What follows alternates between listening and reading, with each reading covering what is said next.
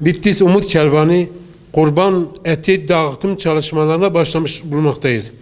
Allah Azze ve Celle hayır sahiplerinden razı olsun. Onları vermiş olduğu kurbanları biz bölüştürerek fakir ailelere ulaştırıyoruz. Her yıl olduğu gibi bu yılda tespit ettiğimiz mağdur, yetim, dul, kimsesizlere bu kurban etini ulaştırıyoruz. Diğer hayır sahiplerine seslenmek istiyoruz. Bitlis Umut Kervanı'na ulaşmalarını ve bize bu etlerini teslim etmelerini istiyoruz. Çünkü Bitlis ve civarlarında bütün fakirleri tespit edip kayıt altına alıyoruz ve bunlara hem et ulaştırıyoruz, diğer zamanlarda ise gıda yardımı yapıyoruz.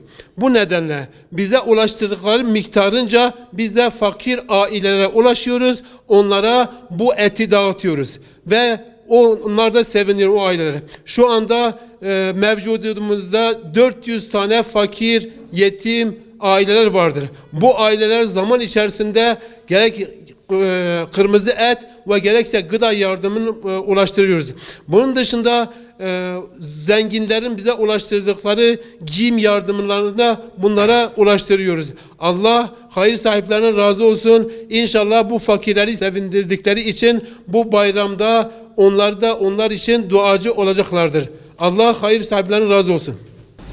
Bitlis ve ilçeler, köyler dahil olmak üzere yüzlerce aileye kırmızı et ulaştıracağız inşallah Teala. Ayrıyeten Bitlis ve civarında olan bütün halkımızın, Müslüman halkımızın Kurban Bayramı'nı mübarek olsun, hayırlı vesile olmasını diliyorum.